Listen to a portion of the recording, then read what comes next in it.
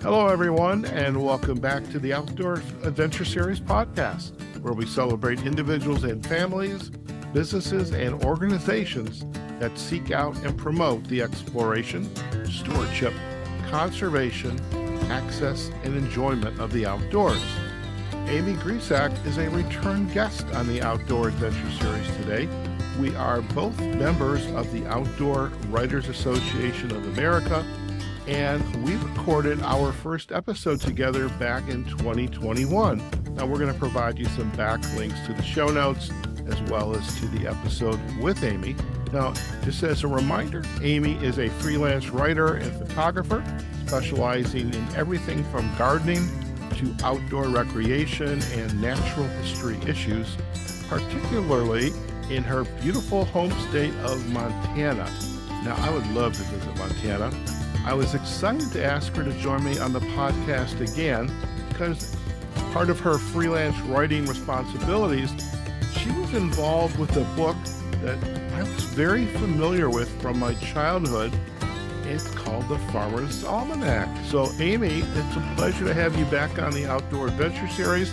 We're going to catch up, and I want to hear about the work you're doing with this book that you brought back these childhood memories for me. Well, thank you, Howard. Yes, it's great to be back to see you and talk to you again. And no, I was tickled when I posted when the almanac was coming out at the end of the summer that you reached out, because I think for so many of us, we grab that book every year. Yeah, I recall seeing those books. I want to say we had the Ace hardware which growing up we had Ace, and I remember you're bringing back this flood of memories. We had a place called John R. Lumber, and that's where all the builders would go to pick up their building supplies. And then they had a section of this lumber store where you got your outdoor, whether you're gardening, whether you are cutting lawns. They sold lawnmowers there. I think I bought my first lawnmower for my lawn service there. I broke my dad's lawnmower that was his, and I had to replace it.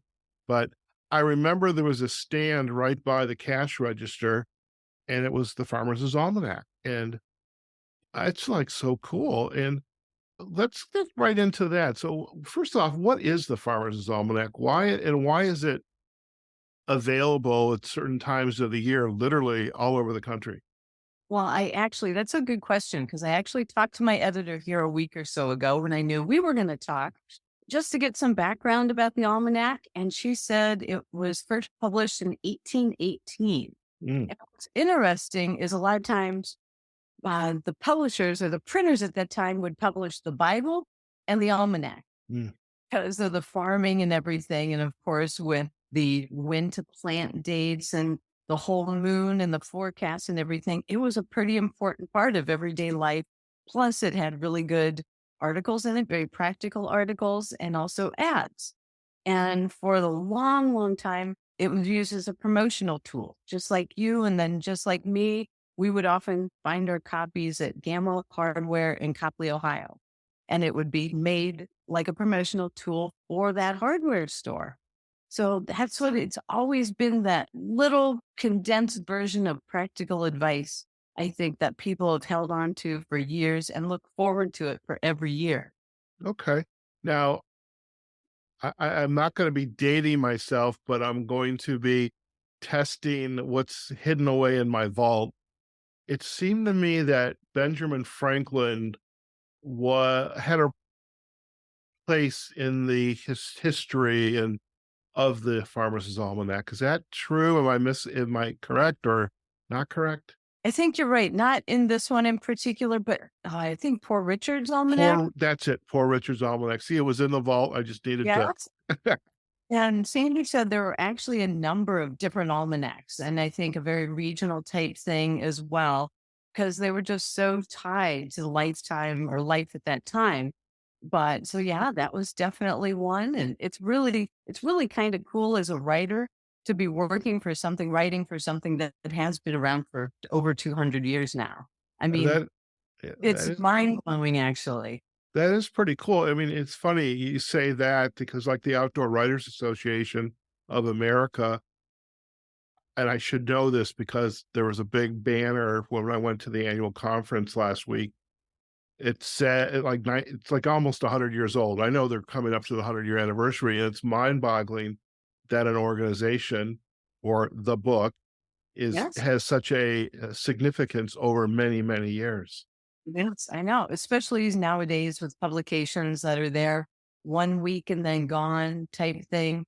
To have something with that kind of staying power I love it. I love it every year when we talk to decide what articles I'm going to write. And then when it comes out in August, I'm like, oh, yeah, that's what I wrote. Very So, good. yeah, and a lot of good information. So when did you first take on this project, and how did it come about? Did you pursue it? Did somebody come knocking at your door? How did that come about that you would begin to work on this book? Actually, it had to be over 14 years ago. Probably wasn't, it's probably 15 years ago, and Okay. I down to the hardware store back in Ohio, and I said, "Can you pick up a copy and please let me know who the editor is?" Ah, And Ted. And so he did, and I reached out to Sandy and been writing for her ever since, and sometimes I'll write for the online version, which is comes out more frequently, but, okay. yeah, been writing ever since, though. What's really fun, and Sandy could speak to it more, is the whole weather aspect. And Yeah, that's ever since I've been little. That was right, all what I focused on. Well, number one, when to plant dates. My right. dad was big on planting by the moon. Okay. Really odd because dad was a very scientific type minded person, but he absolutely stood by planting dates and things like that. So would always look those up and then always the weather forecast. And before we started recording, we were talking about the weather. And Yeah. here in Montana, we went from beautiful weather to flip the switch, 49 degrees for a high, snow in the mountains. And I had to look through the almanac yesterday and it called for it. It said, Really? yep, it did. It said cold, unseasonably cold weather. So I'm like, they were. And when I talked to Sandy, she said they're, I think, about 80% accuracy over all these years. Oh, wow, 80%.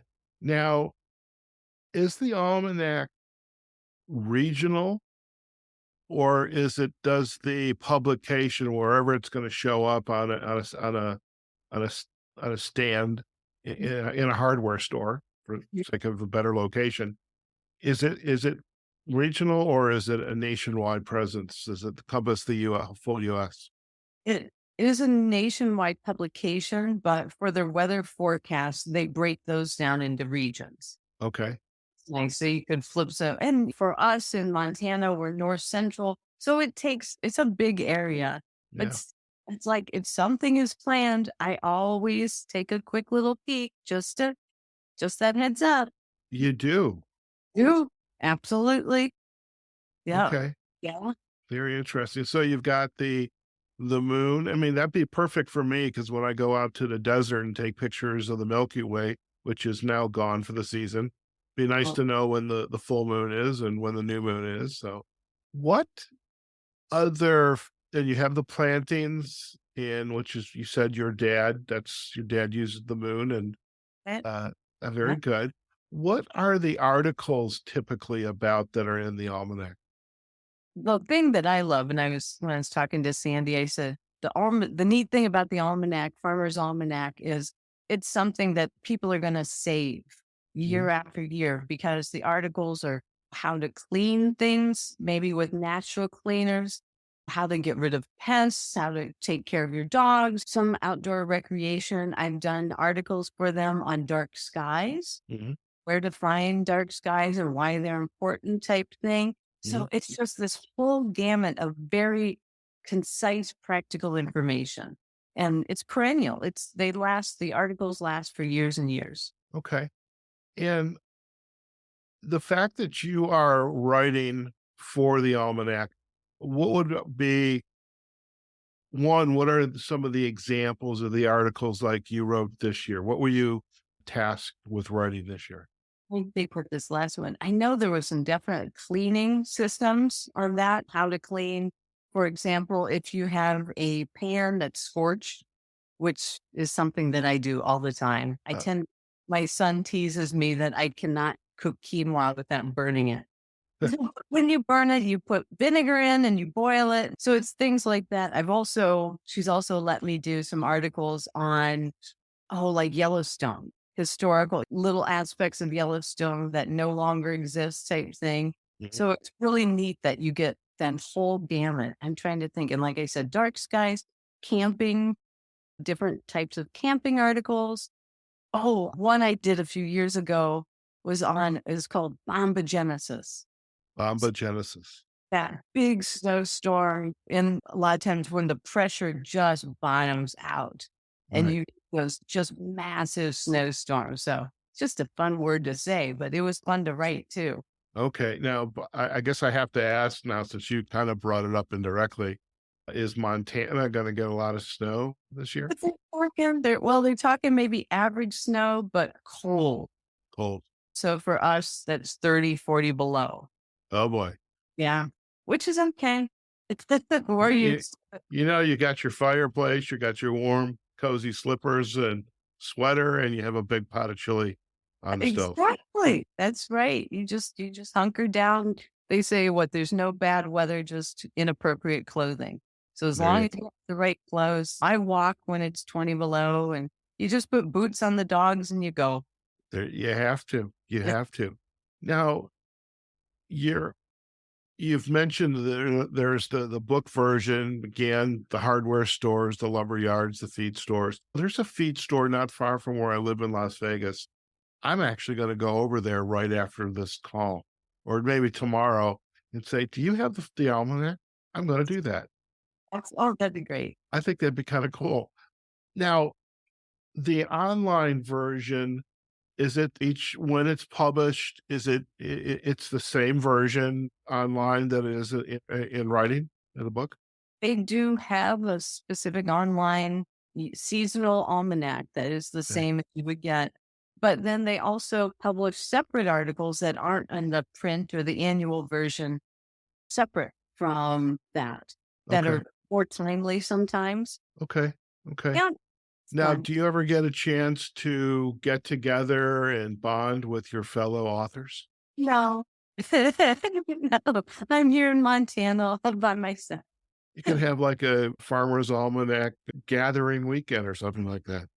But I was so happy to talk to Sandy on the phone. I'm like, oh, because we typically just email. It's like, oh, it's so nice to hear your voice. Oh, wow. Okay. Yeah. Okay. So do you ever have somebody come up to you and say, "Hey, Amy, I read your article. That was so helpful."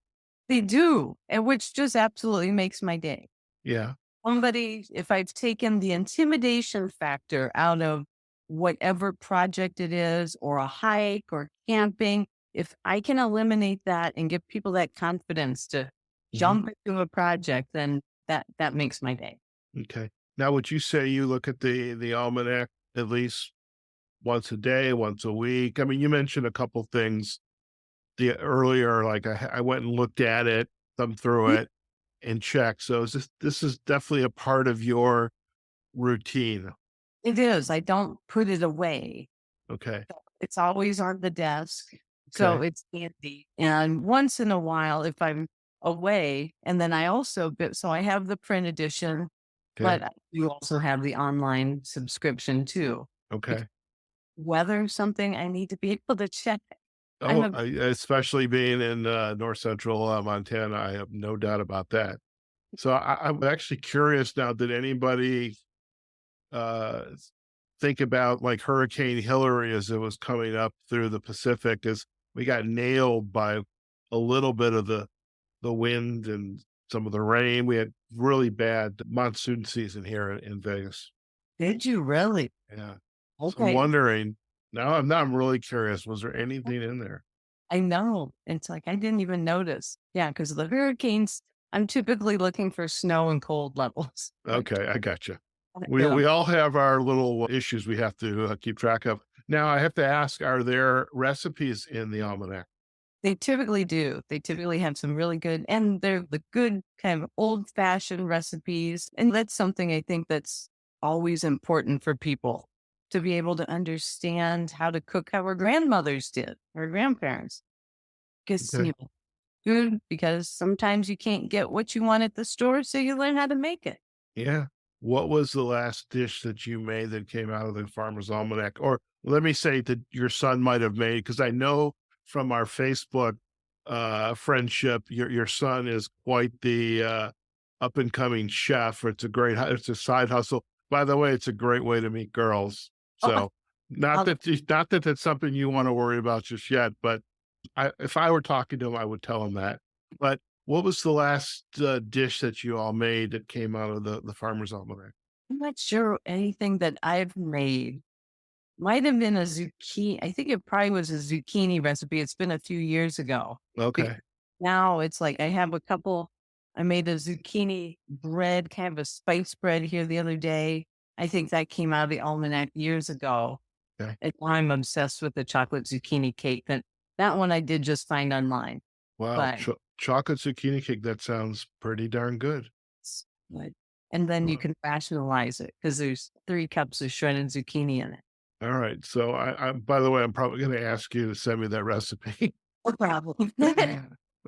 Fantastic. So besides the almanac, what else have you been working on?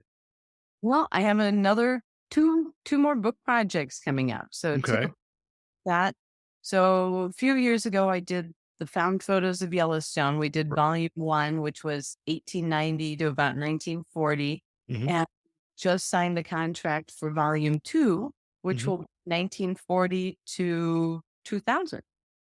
And same thing, it's with my friend Michael Francis, who's been collecting these old photos for 50 years. I mean, he's just been focused and obsessed. And so these have been photos that have been in family photo albums and private collections that they've never been published. Mm. Kind of cool to be able to get that sneak peek look at them and then to be able to show them to the public of kind of a behind the scenes look. Oh, very nice. And when will this book, this second volume, when will it be available? I think next fall. So fall of 24, I think. Okay. Okay. Any Yeah. other projects that are coming to fruition for you? And then just starting a second book. It's a new series for me, 100 Things to Do in Bozeman Before You Die, Oh, wow. which is going to be a blast and a half. That's through Reedy Press out of Okay. Louis, and it's just a kick. And because Bozeman is like the hot spot, totally happening in Montana. Right. And when they asked me, it's like, no problem. It's just great. So having a fun time putting my list together and talking to everybody and getting down there and getting feet on the ground, visiting friends and playing in Bozeman and eating my way through Bozeman. I've heard, and you've just corroborated it, that Bozeman's a pretty happening place. Again, I'm thinking another great podcasting opportunity is you've got the written word and you're in the bar interviewing people. You should have your microphone out too to create podcasts for that. That is a good idea. Yeah. It's a So lot of cool people. very good, very good. And when will that book be out? I think 25 in that, Okay. probably spring or so, 25. Okay. Now, I know Ken Keffer, who is now the president of the OWAA. His wife just published a book about, and I want to say it's like, I don't know, 100 things to do in, um, let's see, it's not Fort Wayne because that's Phil Bloom, Oh, Bloomington, in really? Bloomington. Oh, Yeah. good. It's like 100 things or 1,000 things to do in Bloomington before you die. But So it's the same series, I'm sure, because they have it all over. very Oh, cool. yeah. I was just tickled to death when they asked me. And yeah, just super excited for that project too. So That's I'm one. doing history on one hand and then right cutting edge modern on the other. Very good. Now, I was going back through the notes in preparation for our interview. I knew this was going to be this is an easier interview, because we know each other. We've got for our first interview via Facebook, but I saw something in the show notes that you had sent over to me about some of your publications. The first one, the View from the Lookout Tower. What is that all about? So that was for a regional magazine called Raised in the West. Okay. Great couple who published that. And I've been obsessed with lookouts here for the last several years. Okay. And so digging into the history of fire lookouts in Montana and in the West, of course, and being immersed in an area where fires are such a part of the landscape. Right. I really wanted to do a short article at least on the history so other people appreciate it too. Okay. So they allowed me to do that and explain for listeners. I'll geek out a little bit for a minute. But in 1910, we had a massive fire here in the West, Montana, Idaho, Washington, burned, the size of Connecticut, basically, I think over 3 million acres in 36 hours. Wow. It was called the big blow up, the big burn, just 85 people died. But after that, that's when they decided we needed to spot these fires and snuff them out before they get going. And so patrols, and then they started building lookouts. And here in Montana, we had, I think, about 639 lookouts in the state. Now there's about 139 left. Mhm. But the ones that are remaining are great to visit. We have, I think, 26 in a rental program, Oh, which is really? good. So you can actually go up and you can stay in lookouts. I so want to do that. So much fun. It is so Wow. much.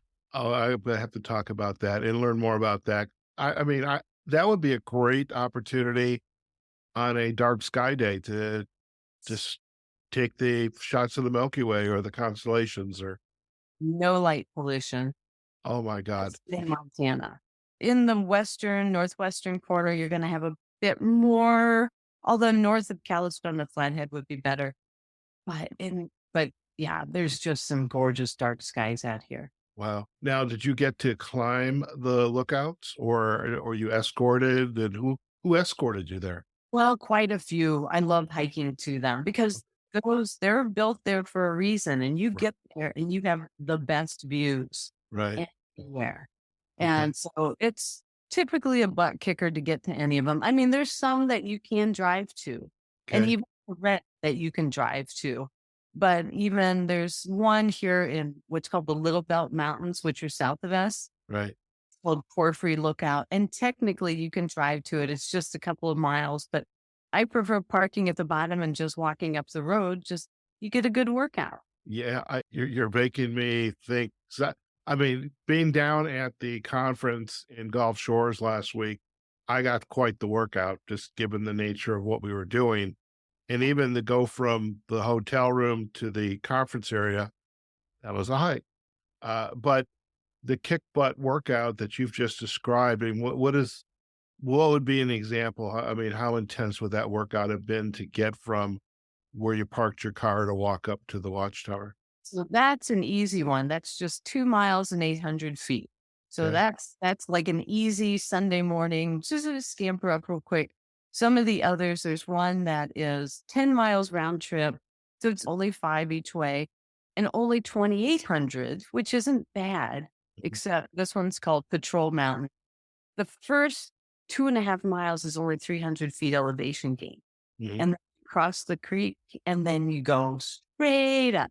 It's like, oh, it's a butt kicker, but it's gorgeous. And then Oh, my wow. friend Sam Sarah's up there, and it's great to always see her. Although she just came down this week because of the snow up high. Oh, wow. Now, when you say she's up there, is she stationed in the lookout for a period of time and she gets a replacement? How's that work?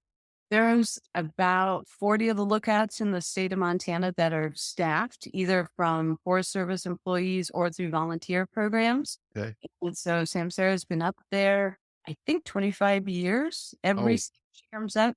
wow.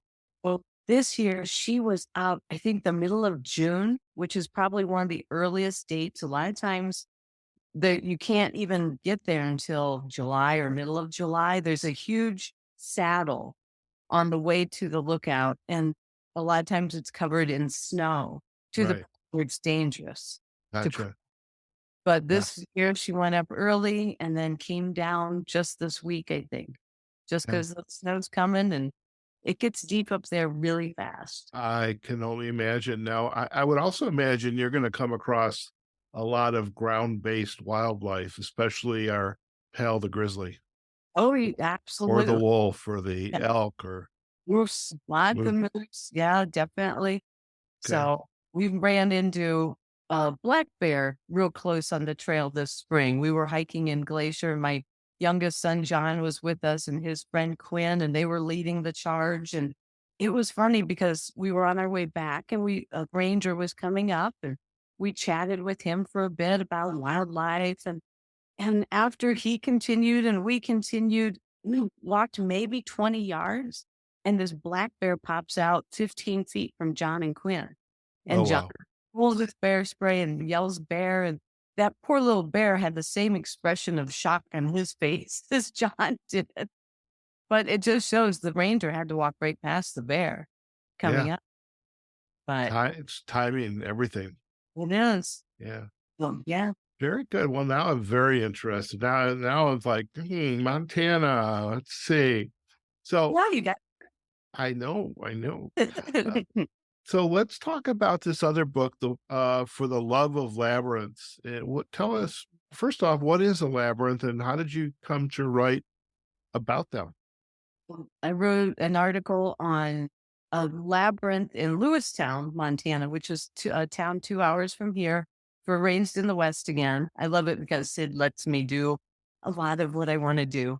Hmm. But it was kind of my introduction to labyrinths. I had actually known about this particular garden for 25 years, but never made it over there. Hmm. And so what a labyrinth is an ancient basically design typically in the ground, although there's some that you can practice with your fingers.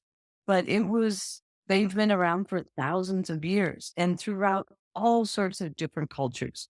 Hmm. There's Native American examples, Egyptian. So this is something ingrained in humankind, it seems. Hmm. They were very, very prevalent during the medieval era Hmm. because pilgrimages were such a part of that Christian experience, Christianity. And of course, wealthy people would often travel to Jerusalem for Hmm. their pilgrimage, but the, the peasants couldn't do that so much. So Right. in many of the cathedrals in Europe, they have labyrinths in the stone of the floor. And Right. so this was kind of the homegrown pilgrimage type thing. Okay. Yeah, Okay. and so they could be different. They could be a 3 circuit, 7, 11. So a circuit is how many times it passes the center. Okay. And it's a continuous path. It's not a maze, so there's no dead ends or anything like Mhm. that. You just walk it, and it's a walking meditation. And Okay. you follow this and find your way in the middle, and then you unwind. Okay. Very interesting. Now, I think I had mentioned I had shared your article with a friend acquaintance from Chicago, Janice, who's the president of the Labyrinth Society. I have no idea how many there are. Is that the Labyrinth Society? But I definitely want to connect you two together because I think maybe there's an opportunity there. So Love it. we'll Yeah, take. I really would like to build one at home. Okay. Which I tend to go a little overboard. When I was living outside of West Glacier years and years ago, and we didn't have any soil to build a garden to just turn up the soil, I Mhm. built 220 raised beds out of rock. Right. So I tend to go a little overboard with things. Raised bed gardens, there's a garden walk in Boulder City, and there were quite a few raised bed gardens. It's a rough area to grow vegetables and herbs, but you can still do it and raise. So I get it. Raised beds, that's the way to go. And So so with the labyrinth, I could do that in a rock. And I just, I don't need it 90 feet across like the right, garden in Lewistown, the right. labyrinth of Lewistown, but I don't know, 30 feet. That Or would work. That'll work. I know. Well, very good. So you've got these two publications. You're working on the guidebooks. Another year in the can for the Farmers Almanac. Anything else going on for you that Oh, you'd like just to share? continually writing articles. I've been doing a lot with Birds in Bloom, same as Ken. Yeah. Just a delight. I mean, I'm on the board for our local Audubon chapter Right. and led a group during a conference or a couple of groups during conference this year, which was held here in Great Falls. But so it's a delight to write for Birds and Blooms and Family Handyman and just all these publications. My my whole goal, and I think I shared with you, is to be able to teach people Right. just to make life easy or just encourage people to try something new too. On that note, I mean, it's perfect timing because in our episodes, we have two pieces, the aha moment and the insight to go. And I love what you had shared because what you just spoke speaks exactly to that moment is learning and getting out of your comfort zone. And I would love if you could, Amy, share with our audience. Let's start with the aha moment, that moment of insight is like, wow, I get to do this, or this is what's happening in my life right now. What would be your aha moment? Well, for me, it's part of that learning something new. And that's what I'm very grateful that I tell people I get paid to learn Mhm, because my editors will ask, can you write an article on this? And maybe it's something I have no knowledge about, but mhm, I can get to become very knowledgeable about it. right, So, and other times it's just projects that I want to do that the articles allow me to do because sometimes it's whether you have the time or the effort that you want to put into a project. When it's for an article, you have to, it's work. So, right, and I like doing a lot of my projects like that, especially with the gardening. And one in the back of my mind is building a stone sauna. So it's like my husband bought me one, an infrared, and that's lovely. And I love working with rock. So might have that opportunity some year. But that's the thing. It's just for me personally, I love it when I get to do something new. And I always want to encourage others to do something new as well. that's fantastic insight. And there's a lot to be said. And I love the fact what you like to do is you're working within nature with your hands, with the material that nature gives us. It's not, a fancy garment that stretches and dries within 30 seconds of it being wet. But, by the way, I did learn I needed clothes like that down in Gulf Shores, how humid it was. But Oh, no, I I, bet. I I felt like I was swimming continuously in my clothing. It was so humid down there. Not used to that. No, no. No. So before we go, our last segment, Amy, is the insight to go. And this is an opportunity for you to leave some wisdom inside of yours for our listeners, because like you want people to learn. You got to give people an opportunity to learn something new. You want to learn something new. And my hope is with the insight to go, our listeners are also going, wow, I didn't realize that. And I remember the Farmers Almanac. That's my insight is the Farmers Almanac. And now I'm going to go to the local feed store and check it out. But what would be your insight to go that you'd like to leave with our listeners? I think just being willing to take that first step. If something catches your attention, just take that first step. If I wouldn't have asked dad to pick up the almanac and let me know who was in the masthead, I would be writing for them this day, but most likely. So it was just something simple like that that really changed the course of what I've done over the life. And like I said, it just makes me happy to have that connection to my childhood every year when it comes out that my name is in that publication that I've loved throughout my life. And so just with something little like that, and it doesn't seem like a big deal, it really can change your life. So I Mhm. I always encourage everybody just to grab it. Just take advantage of those little opportunities. Fantastic. Well, I appreciate that. Our listeners will, and I know. Again, I'll let you know what I pick up, and what I've learned. So it's definitely on my to do list over the weekend. Now, before we head out, if our listeners would like to learn more about you and your work, where are the best places for them to go?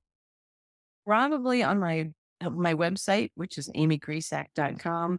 And then I also have Amy Grisak author on Facebook and also Amy Grisak on Instagram.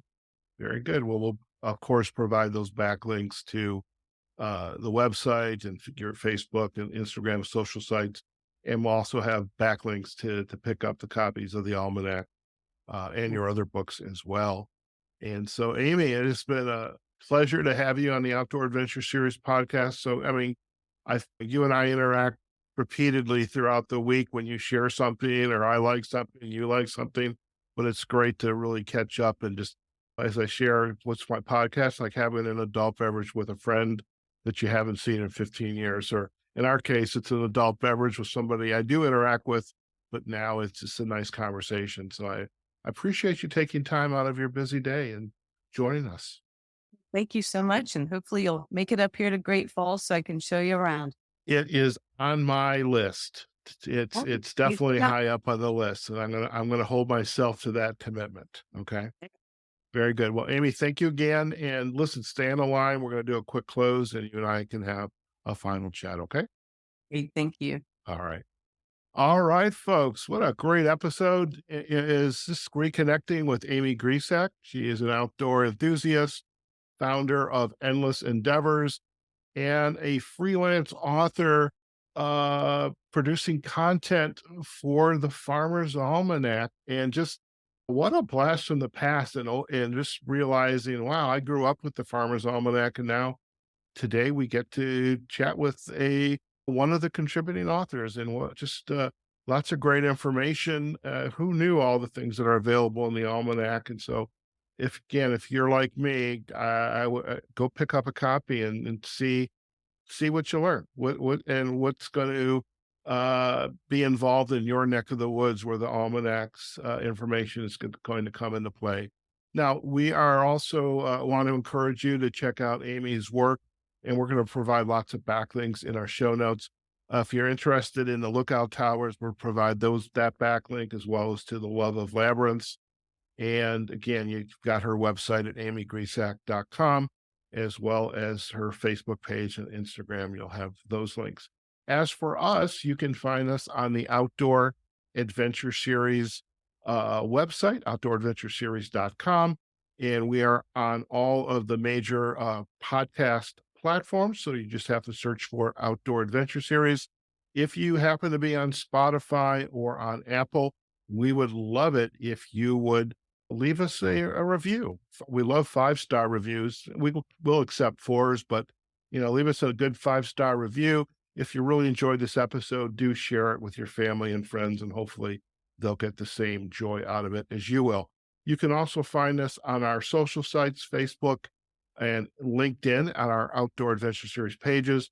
And there will also be a short Get to Know Amy segment up on YouTube. So lots of ways to consume and enjoy episodes of the Outdoor Adventure Series. Okay, folks, wherever you are, whatever you're doing, go out there, have a phenomenal day, and we will see you on a future episode of the Outdoor Adventure Series podcast. Take care now.